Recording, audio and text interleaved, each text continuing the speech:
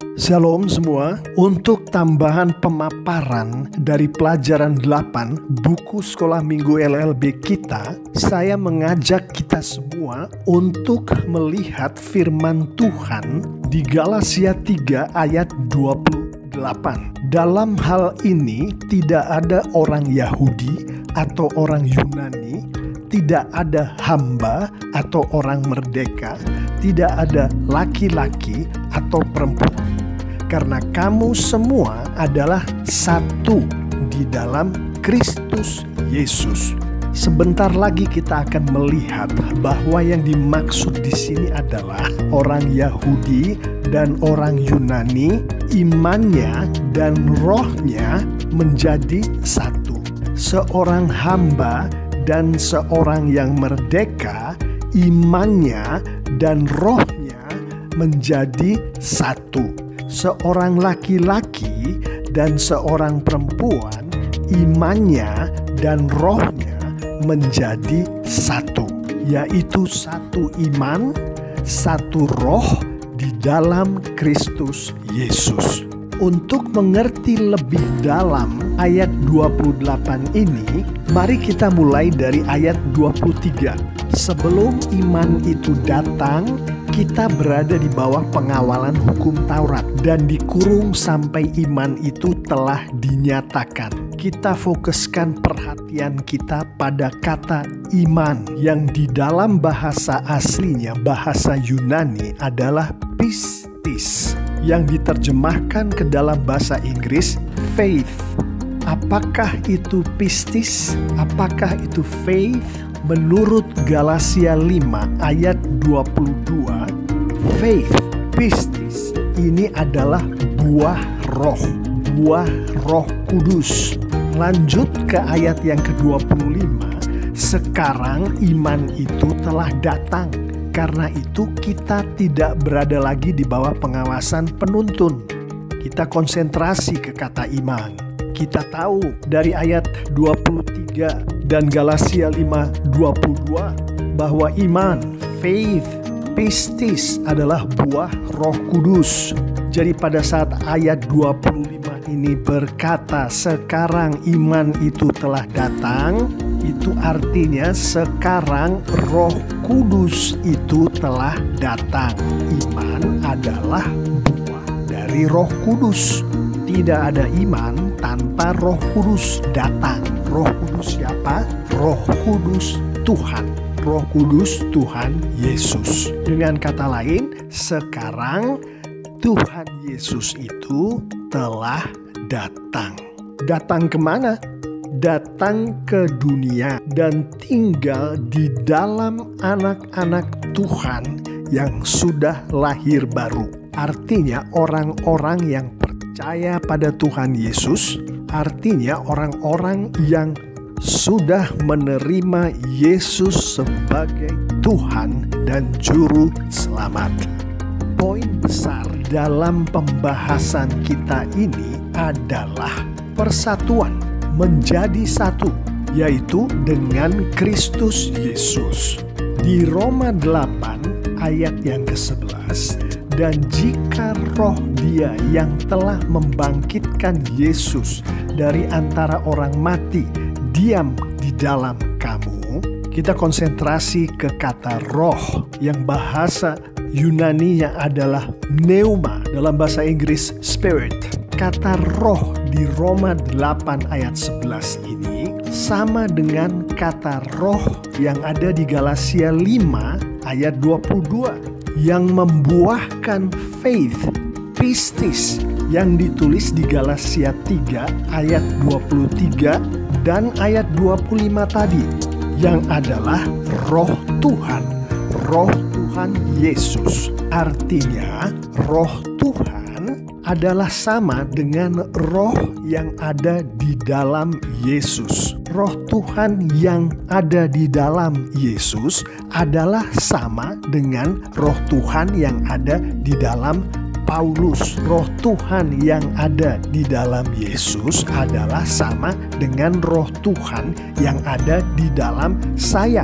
dalam Anda, yaitu anak-anak Tuhan yang sudah lahir baru, sebagaimana saya katakan tadi. Artinya, roh Tuhan yang ada di dalam saya sama dengan roh Tuhan yang ada di dalam Anda, yaitu satu Tuhan, Tuhan Yesus. Galatia 3 ayat 26. Sebab kamu semua adalah anak-anak Allah karena iman di dalam Yesus Kristus. Menjelaskan lebih jauh lagi, kita semua yang adalah anak-anak Allah yang sudah lahir baru memiliki satu iman yang sama, yaitu iman di dalam Yesus Kristus. Lebih jauh lagi dikatakan di Galatia 3 ayat 27, karena kamu semua yang dibaptis dalam Kristus telah mengenakan Kristus. Artinya kita semua anak-anak Allah yang sudah lahir baru mengenakan Kristus yang sama. Mengenakan Kristus artinya Roh Kudus Kristus ada di dalam anak-anak Allah ini. Masuknya Roh Kudus Kristus ke dalam anak-anak Allah ini artinya diselamatkannya anak-anak Allah ini karena dia sudah menerima dan percaya pada Yesus Kristus sebagai Tuhan dan Juru Selamat, dilambangkan oleh baptisan yang sama, yaitu baptisan di dalam Kristus. Yang perlu diperhatikan di sini adalah bukan baptisannya, tapi Kristuslah yang mempersatukan. Roh Kudus Kristuslah yang mempersatukan satu anak Allah dengan anak Allah lainnya.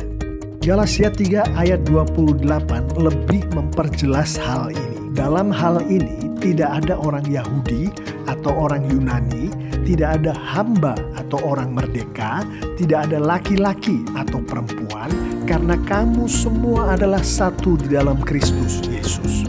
Artinya iman, pistis, roh, pneuma yang ada di orang-orang Yahudi itu adalah sama satu dengan yang ada di orang-orang Yunani. Yang ada di hamba sama satu dengan yang ada di orang merdeka. Yang ada di laki-laki sama satu dengan yang ada di perempuan.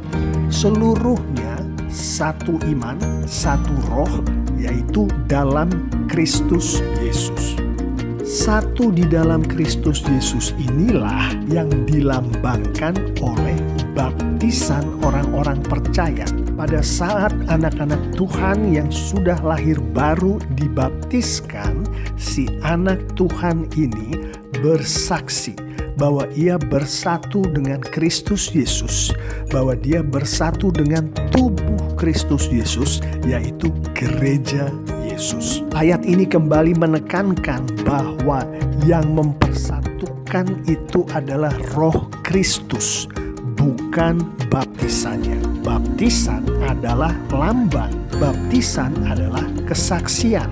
Mari kita tutup tambahan pemaparan pelajaran 8 ini dengan sedikit berbicara mengenai tambahan penerapan dari pelajaran ini. Berdasarkan pengalaman saya sebagai seorang hamba Tuhan, saya banyak bertemu dengan anak-anak Tuhan, bahkan yang rajin ke gereja atau ke sekolah minggu, bahkan yang setia melayani, yang masih belum dibaptis. Untuk itu, tambahan penerapan untuk pelajaran ini, kita semua memperhatikan penerapan berikut, yaitu bagi anak-anak Tuhan yang sudah lahir baru tapi belum dibaptis. Berdasarkan 8 minggu berturut-turut kita berbicara mengenai baptisan, saya berdoa supaya anak-anak Tuhan yang sudah lahir baru yang belum dibaptis ini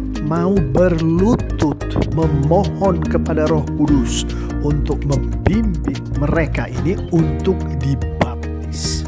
Dan setelah melalui doa yang kusyuk ini memohon bimbingan Roh Kudus untuk dibaptis, marilah mereka-mereka itu datang ke pemimpin-pemimpin gereja, pemimpin-pemimpin sekolah minggu, pemimpin-pemimpin care group atau kelompok-kelompok kecil untuk mencari tahu bagaimana cara untuk dibaptis. Dengan demikian, Tuhan Yesus dipermuliakan, gereja diberkati. Dan sebagaimana kita tahu dari Alkitab, anak-anak Tuhan yang mempermuliakan Tuhan, yang memberkati gereja-gerejanya, akan diberkati Tuhan Yesus. Amin.